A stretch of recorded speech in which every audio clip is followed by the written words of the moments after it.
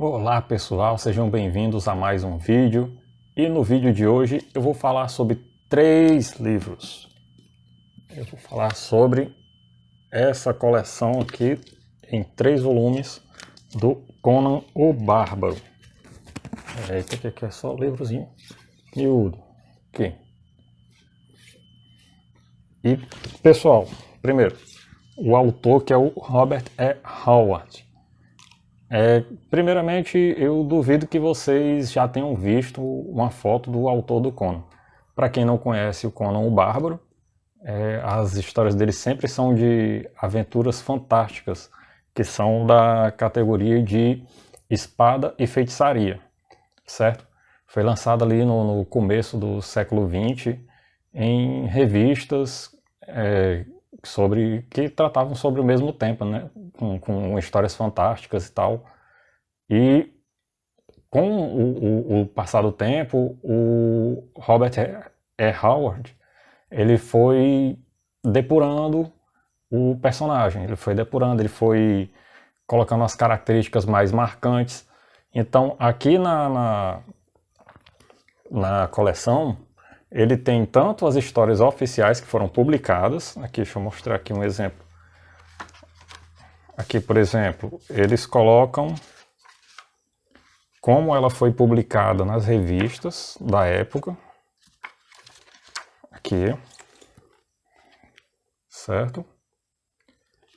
E no final aqui do caso dessas edições aqui tem algumas as faixas bônus aí, né, das histórias que não foram publicadas inicialmente nessas revistas e que algumas até foram publicadas posteriormente. E você verificando realmente essas histórias, você vê que existe uma diferença entre o Conan que você acabou de ler nas, digamos assim, histórias autorizadas e das que não foram publicadas. Mas essencialmente o que é o personagem? O personagem Conan, ele é um bárbaro, toda a região aqui é fictícia, que é a Ciméria, certo? E a Ciméria não é a Sibéria russa. Os nomes são parecidos e eu sempre achei interessante também quando eu era criança que eu lia as histórias em quadrinho e achava que tivesse realmente alguma coisa a ver. Tudo bem, é uma ficção, são histórias de fantasia, mas é claro que existem algumas referências, até mesmo para poder situar a gente, né? Existem alguns povos que você consegue caracterizar e identificar como se fosse um muçulmano, como se fossem africanos, no caso dos estígios. E assim você vai tendo essas referências. O Conan, no caso, ele é um bárbaro, ou seja, ele está fora das civilizações, das diversas civilizações existentes aqui nesse mundo fantástico, e ele participa de aventuras aleatórias, né? Aqui no primeiro volume, já na primeira história, ele começa como rei. Já aqui no último volume ele chega a falar em algumas histórias aqui que a única coisa que ele não tinha sido ainda era rei. Ele vai contando aqui meio que fazendo o currículo dele, né? Mas em que essencialmente ele é isso, ele não é fixo em lugar nenhum, sai por aí, a vida dele é, como ele diz, ele vive um dia de cada vez, e ele já foi aqui ladrão, pirata, mercenário é o que ele mais é aqui, e já foi rei também, né? E capitão de guardas reais, já fez de tudo aqui o Conan. E é sempre aqui interessante, porque por mais que seja ficção, sempre existe aqui um apontamento de algum ligeiro ponto de vista, que eu entendo que seja mais ou menos ali um ponto de vista do autor, sobre diversos aspectos, que são algumas análises. O Conan ele não é muito de falar, não. Mas aqui e acolá se colocam alguns diálogos, alguns questionamentos para ele sobre questões da sociedade ou sobre questões religiosas. No caso das questões religiosas, ele tem vários deuses aqui, mas claro que são todos deuses fictícios, exceto os demônios, né? Porque, tipo, um dos demônios principais, que é o Sete, ele é um demônio em várias religiões, em várias culturas aqui da vida real mesmo, né? Que é a serpente. até mesmo do cristianismo e do judaísmo, a antiga serpente. Então lá ela é demônio oficial também, do mesmo jeito. E mais aqui os principais são Crom e Mitra, né? Da minha infância eu sempre achei que Crom é Deus e Mitra como se fosse Jesus, é o filho. Sempre fiz essa relação. E até aqui na história não deu para diferenciar muito não, mas é claro que não tem nada a ver uma com a outra.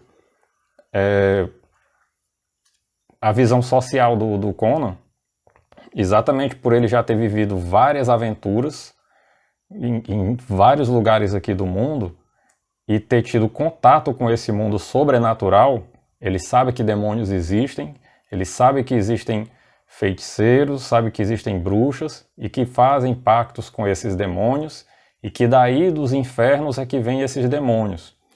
Ele aqui no caso, ele acredita que Crom, que é o deus maior, ele meio que deu corda nas pessoas aqui, criou, todo mundo deu corda e soltou e tá cada um por si aí.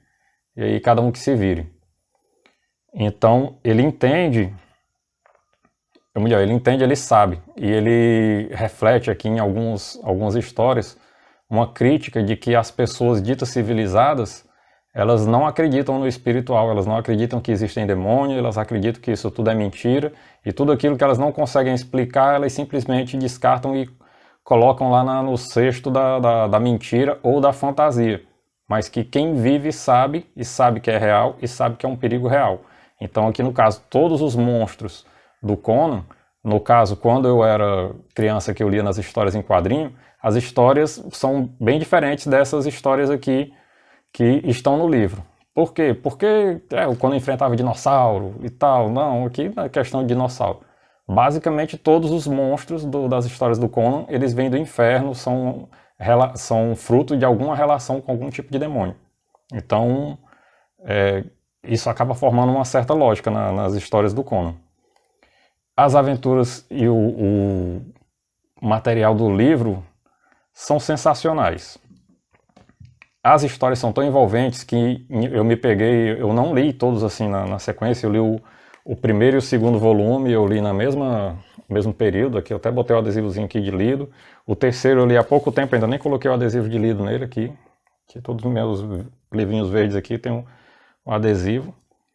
E eu me peguei nesse intervalo de tempo pensando, rapaz, teve um desenho animado do Conan que teve tal história. E eu fiquei, mas desenho animado do Conan, será que teve? Não, na verdade foi uma história do livro que eu li e ficou com a memória tão viva na minha cabeça que parecia desenho animado. Eu tinha a impressão de que já tinha visto essa história visualmente, mas não. As histórias são muito bem narradas, são fantásticas, são envolventes, você não se cansa, você quer realmente continuar lendo, e é sempre... Esse é o sonho de todo leitor, é conseguir pegar histórias assim. E são 3 volumes sensacionais, que é isso que você consegue. Você lamenta quando você está com sono que não consegue ler. Mas, enfim, é triste, mas é a vida. E aqui, né, o autor do Conan. Eu nunca tinha parado para saber quem era o autor do Conan.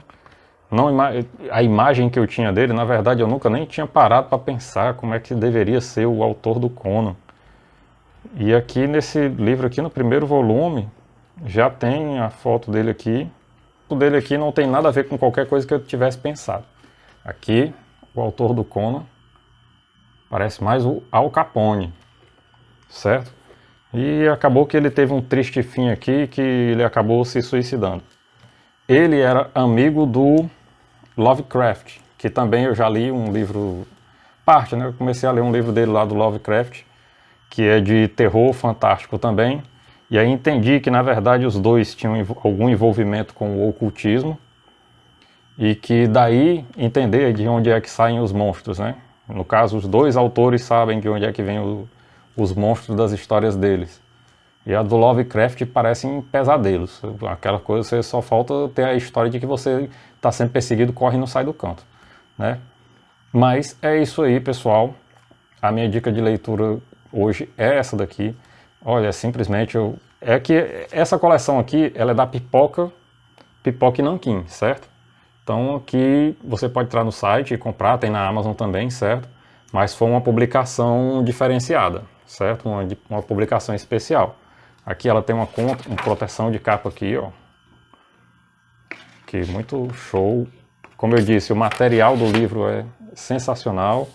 Tem esse apontador aqui para você ficar apontando a página. Cada livro tem um, certo? Que é uma espada do conto, para você poder ficar aqui, vai ler e vai apontando aqui para não precisar ficar passando o dedo.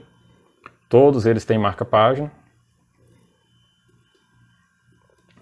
E pronto, basicamente é isso que eu tenho para falar dessa fantástica coleção do Conan. Eu sou fã do Conan desde que eu era criança, mesmo sem saber nem quem era o autor, porque para mim, na verdade, isso daí, na época de infância, não era interessante não. O que eu queria ver era as histórias em quadrinho, eu queria ver as coisas. E eu, sinceramente, eu confesso que eu comprei essa coleção achando que seria uma coleção de quadrinho. Eu fui surpreendido como sendo livros, né? E ainda bem que a surpresa foi excelente, porque eu não tinha tido acesso, não tinha tido contato com esse material original do Conan. Então é isso aí, pessoal. Valeu aí, se você gostou desse vídeo, deixa aí o seu curtir e até o próximo vídeo. Vamos aí para a próxima leitura. Valeu!